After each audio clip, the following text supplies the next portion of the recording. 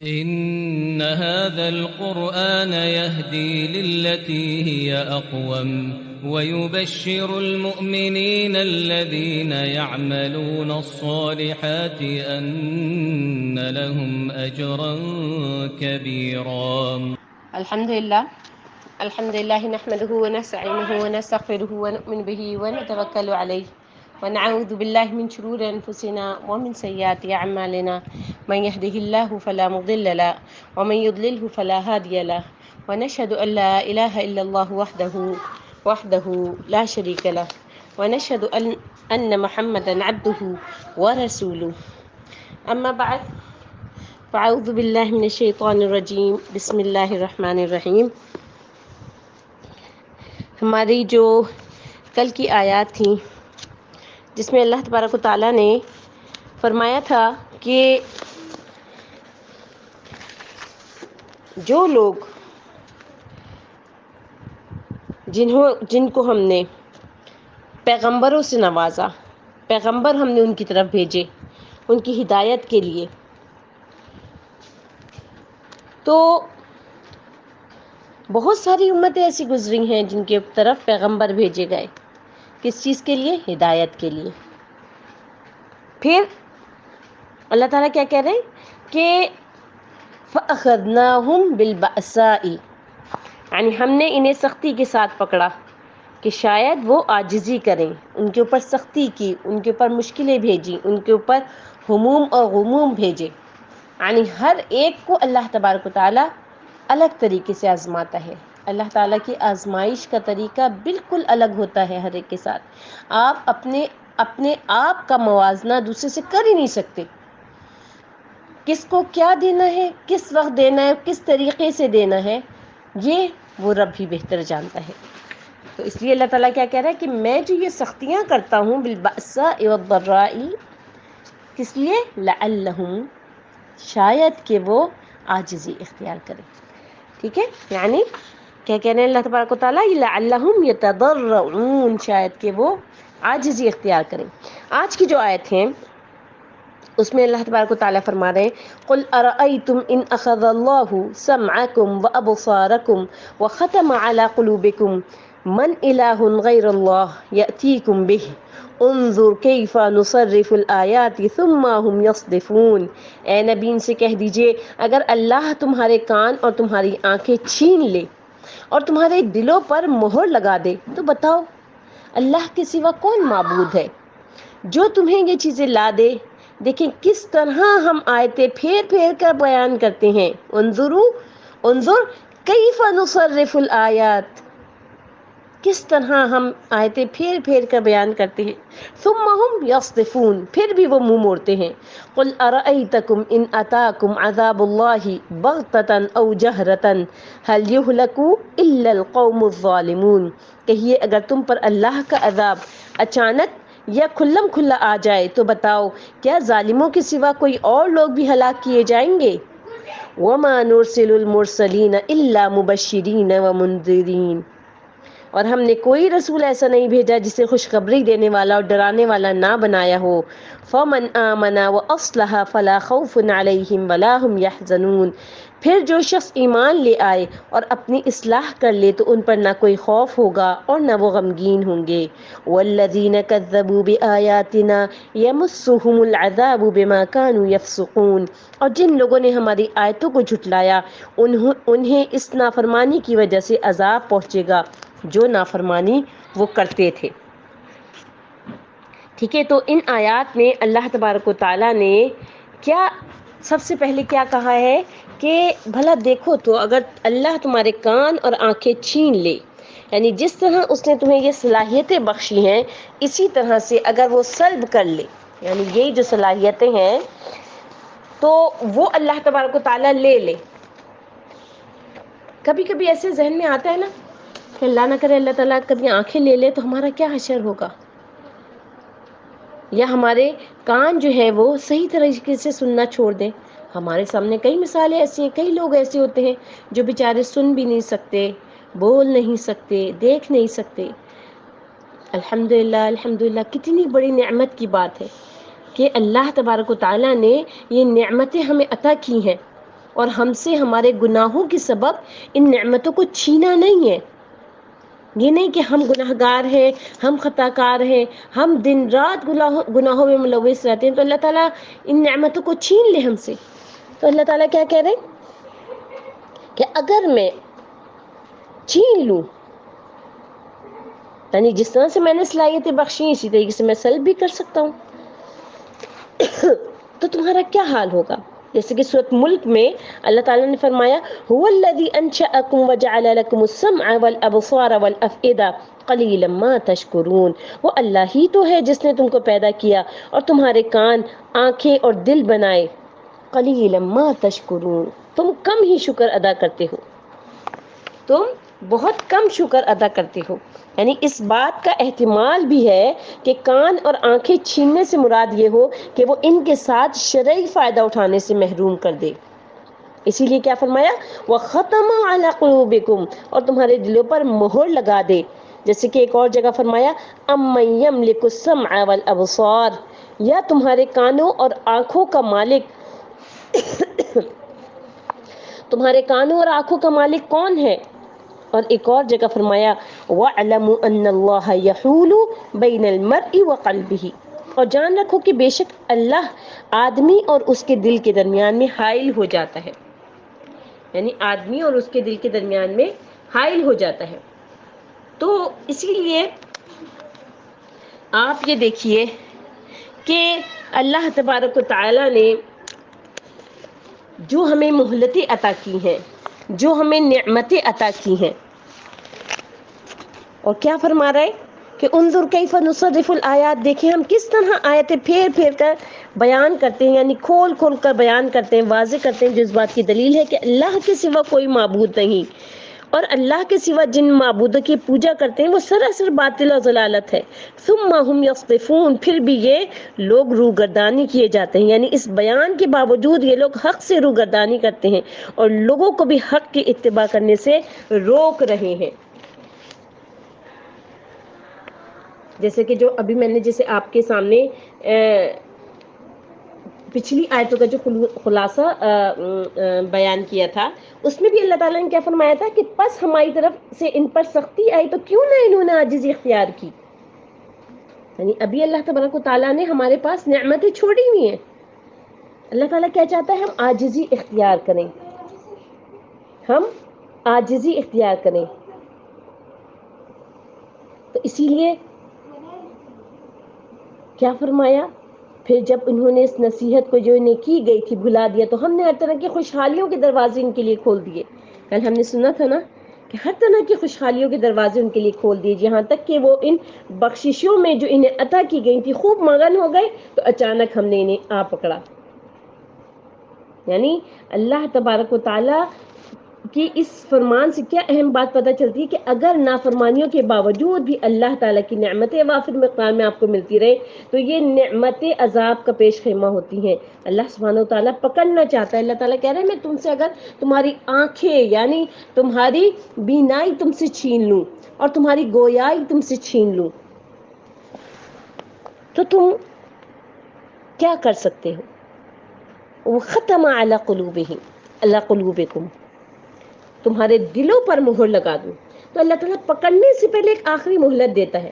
اللہ تعالیٰ نے بندوں کی ہدایت کے لیے مختلف انتظامات کی ہیں، رسولوں کو بھیجا، پھر رسولوں کے جو فالوورز تھے ان کے بعد انہوں نے لوگوں کا پیغام پہنچایا، کائنات کی نشانیوں کے ذریعے لوگوں کو غور و فکر سکھایا، اپنی پہچان کرائی. جب لوگ ان سب چیزوں سے نہیں مانے تو اللہ تعالیٰ نے ان پر مختلف آزمائشیں بھیجی کہ شاید اس طرح اللہ تعالیٰ کی طرف لوٹ آئیں. لیکن جب انہوں نے ان آزمائشوں سے کوئی سبق نہیں سیکھا تو پھر اللہ تعالیٰ نے ان کے لیے نعمتوں کے دروازے کھول دیے، یعنی دنیا کی نعمتیں ان پر خوب برسنے لگیں اور پھر اچانک پکڑ آ گئی. تو آپ یہ دیکھیے، اپنے ہاتھوں کی طرف دیکھیے، چھو کر دیکھیے، اپنے کانوں کو اور اپنی آنکھوں کو، یہ سب کچھ اللہ تعالیٰ کا دیا ہوا ہے. ان کا مالک اللہ تعالیٰ ہے. وقتی طور پر اللہ تعالیٰ نے اگر مجھے یہ سب چیزیں عطا کر دی ہیں تو کیا مجھے نہیں چاہیے کہ میں شکر گزار بندی بن جاؤں؟ کیونکہ اگر شکر ادا نہیں کیا تو پھر ان پر پکڑ ہو سکتی ہے. اور شکر ادا کرنے کا کیا طریقہ ہے؟ شکر ادا کرنے کا یہ طریقہ ہے کہ دینے والے کو پہچانا جائے، اس کی توحید کو مانا جائے، اس کو ایک مانا جائے۔ اللہ تعالیٰ کہہ رہے ہیں دیکھو کس طرح بار بار اپنی نشانیاں ان کے سامنے پیش کر رہے ہیں، اور پھر بھی جو ہے یہ کیا کرتے ہیں، نظریں چرا لیتے ہیں۔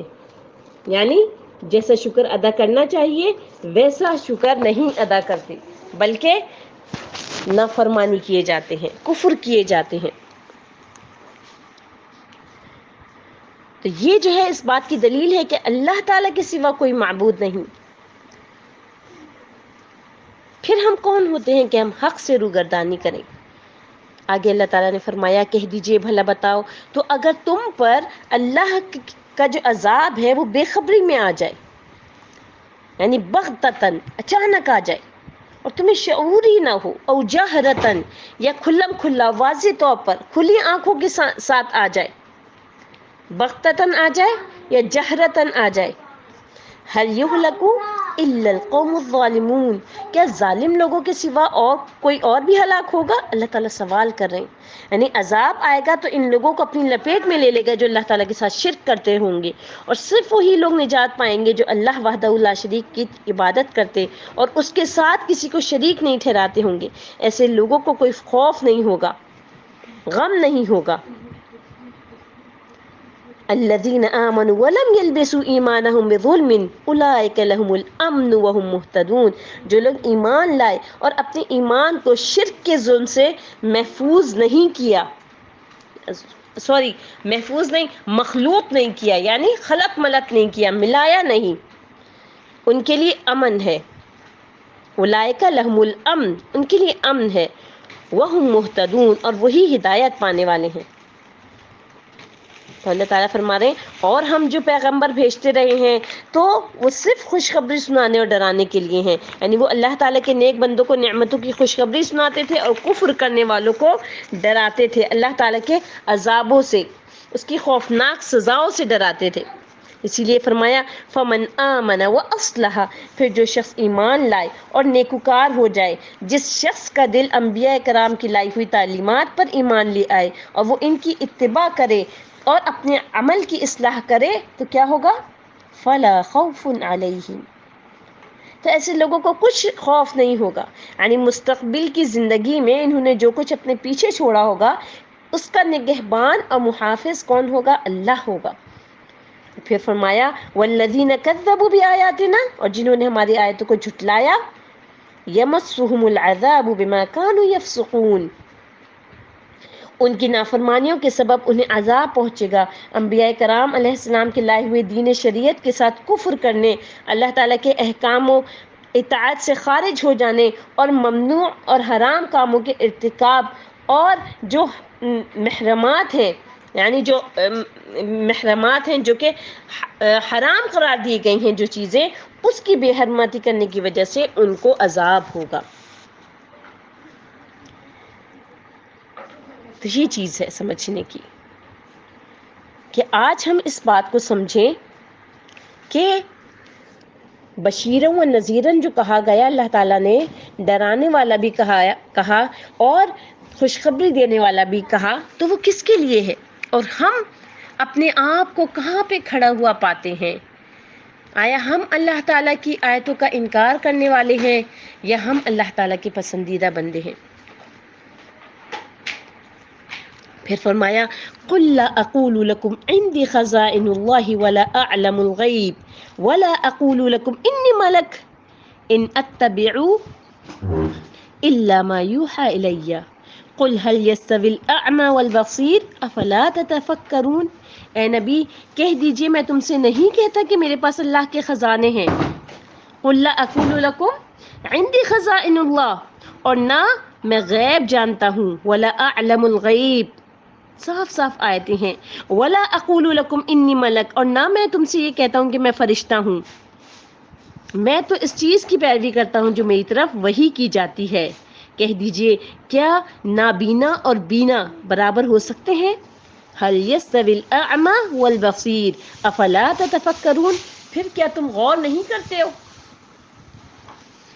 وانذر به الذين يخافون ان يحشروا الى ربهم لیس لہم من دونہ ولی ولا شفیع لعلہم یتقون۔ اور اے نبی آپ اس قرآن کے ذریعے ان لوگوں کو ڈرائیں جنہیں ڈر رہتا ہے کہ وہ اپنے رب کے پاس اکٹھے کیے جائیں گے، وہاں ان کے سوا ان کا کوئی دوست اور سفارشی نہ ہوگا، شاید کہ وہ پرہیزگاری اختیار کریں، لعلہم یتقون، شاید کہ وہ پرہیزگاری اختیار کریں۔ ان آیات میں اللہ تبارک و تعالی نے جو فرمان ہم تک پہنچایا ہے وہ کیا ہے کہ رسول اللہ صلی اللہ علیہ وسلم نہ اللہ کے خزانوں کے مالک ہیں اور نہ ہی غیب جانتے ہیں۔ اللہ تعالیٰ نے اپنے رسول صلی اللہ علیہ وسلم سے فرمایا قُلْ لَا أَقُولُ لَكُمْ عِنْدِي خَزَائِنُ اللَّهِ، کہہ دیجئے کہ میں تم سے یہ نہیں کہتا کہ میرے پاس اللہ کے خزانے ہیں، میں اللہ تعالیٰ کے خزانوں کا مالک نہیں ہوں اور نہ میں ان میں تصرف کا کوئی اختیار رکھتا ہوں، وَلَا أَعْلَمُ الْغَيْبِ، اور نہ میں تم سے یہ کہتا ہوں کہ میں غیب جانتا ہوں، کیونکہ علم غیب اللہ تعالیٰ ہی کا خاصہ ہے اور مجھے صرف اسی قدر علم حاصل ہے جو اللہ تعالیٰ نے عطا فرمایا۔ وَلَا أَقُولُ لَكُمْ إِنِّي مَلَكٌ، اور نہ میں تم سے یہ کہتا ہوں کہ بے شک میں فرشتہ ہوں، یعنی میں فرشتہ ہونے کا بھی دعوے دار نہیں، کیونکہ میں تو ایک انسان ہوں، ہاں البتہ مجھ پر وحی نازل کی جاتی ہے۔ اللہ تعالیٰ نے مجھے اس شرف سے اور انعام سے سرفراز فرمایا ہے کہ اس نے مجھے نبی بنایا، اسی لیے کیا فرمایا ان اتبع الا ما یوحی الی، میں تو صرف اسی کی پیروی کرتا ہوں جو میری طرف وحی کی جاتی ہے، یعنی اس سے ایک بالش برابر بھی کمی بیشی نہیں کرتا۔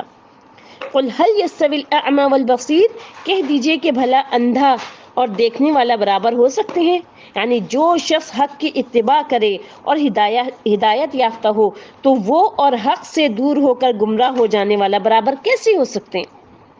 اللہ تعالیٰ کہہ رہے ہیں افلا تتفکرون، کیا ہو گیا تم کو کہ تم فکر نہیں کرتے، تم غور و فکر نہیں کرتے۔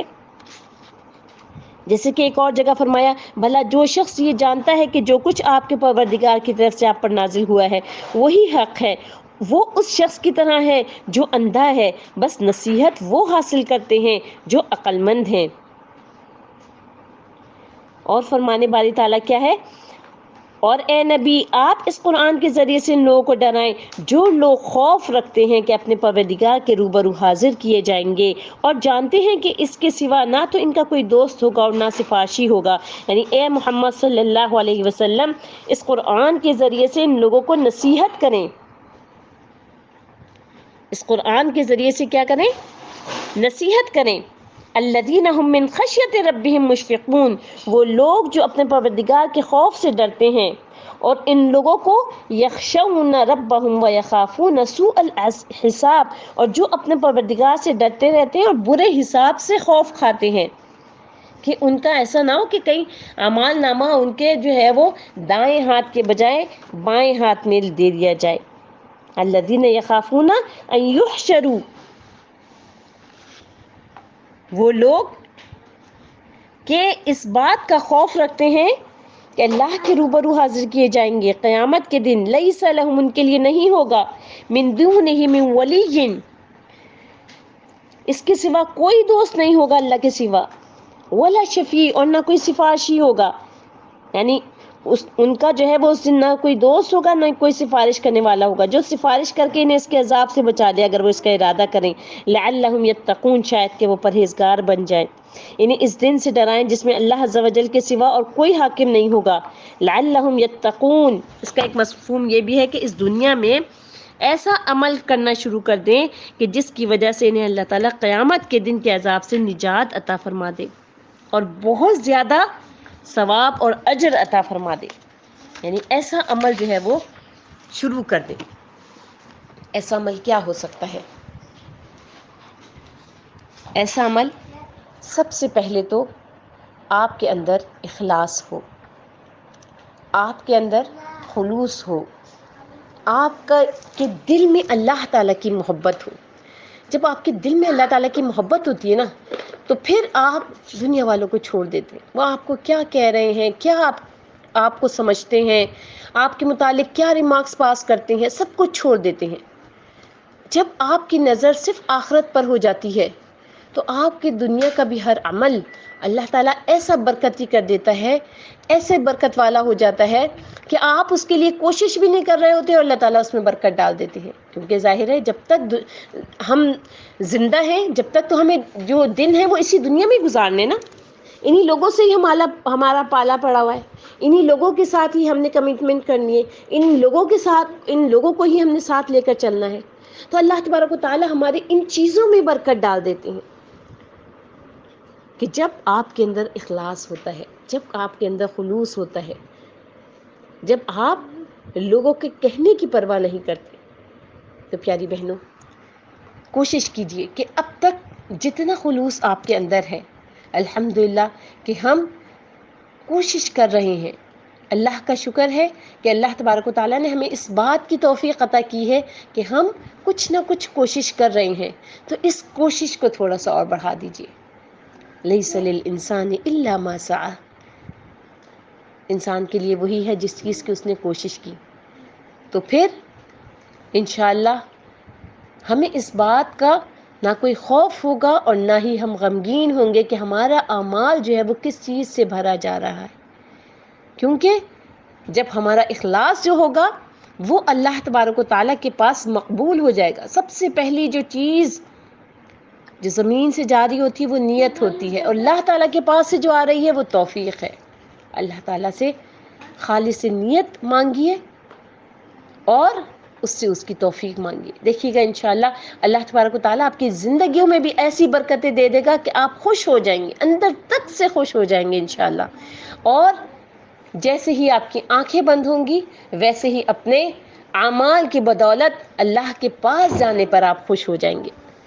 آپ ہوں گے انشاءاللہ وہ لوگ رضی اللہ عنہم ورضوا عنہ، کہ اللہ بھی ان سے راضی اور وہ بھی اللہ سے راضی. اللہم اجعلنا منہم. اے اللہ ہم سب کو ان لوگوں میں شامل فرما دے اور ہم سب کو توفیق عطا فرما دے اور ہم سب کے گناہوں سے درگزر فرما دے اور ہم سب کو اپنی لگن دے دے، اپنی محبت دے دے. سبحان ربک رب العزت عما یصفون وسلام علی المرسلین والحمد للہ رب العالمین. السلام علیکم ورحمۃ اللہ وبرکاتہ.